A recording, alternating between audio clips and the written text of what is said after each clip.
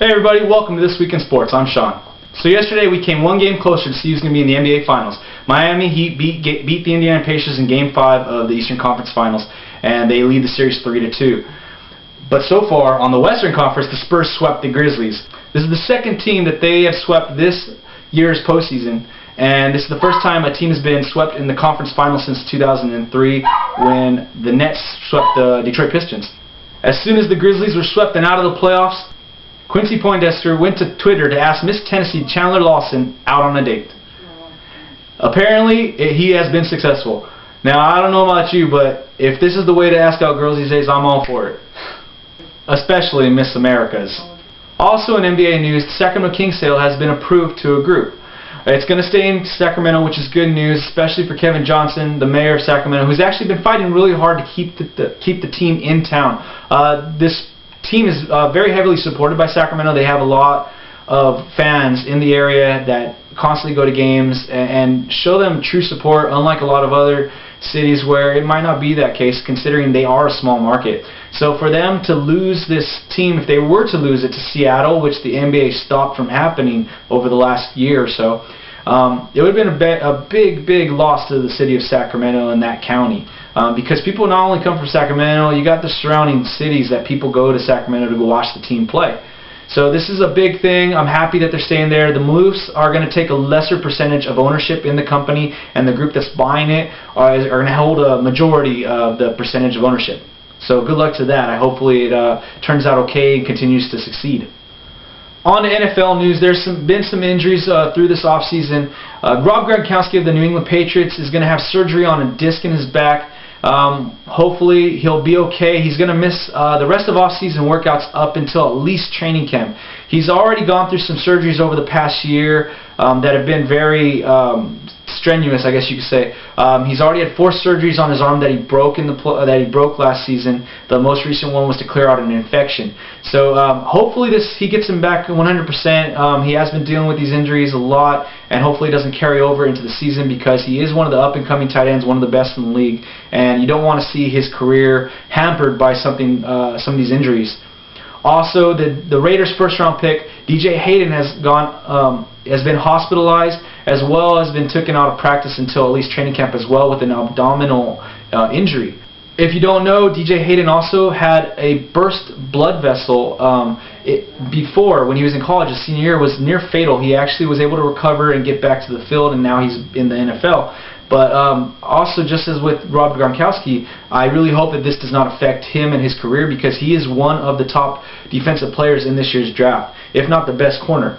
So I really hope that he's able to pull through and come back and play strong. Hopefully he can make his mark being with the Raiders. The Raiders also just got back one of their longtime players from before, Charles Woodson.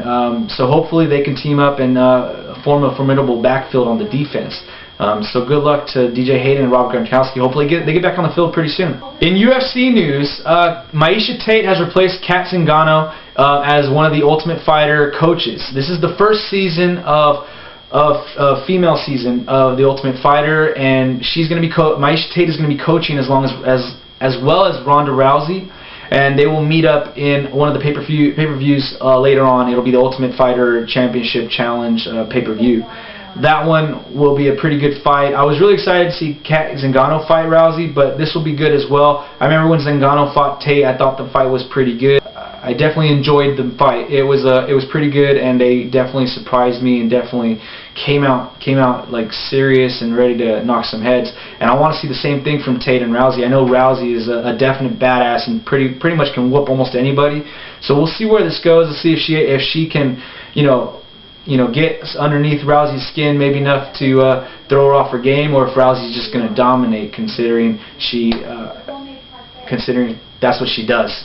Also, last week was UFC 160. Junior Dos Santos fought Mark Hunt, and Cain Velasquez fought Bigfoot Silva. Dos Santos had a 3-round fight with Hunt, but it was almost over in the first round. He had a knockdown punch that just devastated Mark Hunt, and Dos Santos chose to reserve and save his energy. But from that point on, he just dominated the whole fight. Every time he threw an overhand right, Mark Hunt would try to dodge, and it ended up hitting him, bam, right in the side of the head.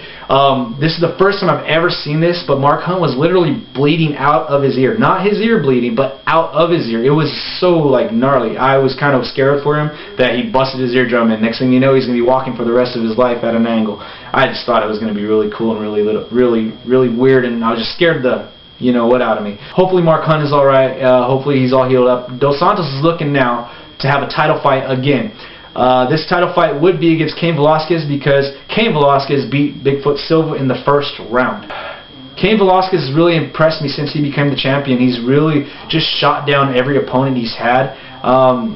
Since the first loss to Dos Santos, he came back, beat Dos Santos, and he's done really well in all of his fights. Even when he lost to Dos Santos, it was still, you could see something in him. He's come back and he's fought hard. So you're going to see the Velasquez JDS #3 fight pretty soon, and I'm really hoping that's going to be a good one because these two dudes are at the top of their game, and they're in the heavyweight division. They're both guys that are heavyweights, but have so much agility, so much quickness to them that it's almost like it's a light heavyweight, like a 205 match.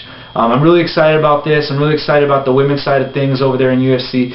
Things are looking up. I'm really happy for where it's going right now with those main divisions. So that's it for this week in sports, guys. Let me know what you guys think in the comments down below. Remember to hit that like, share, subscribe button, and let's start this conversation off right. We'll see you next week.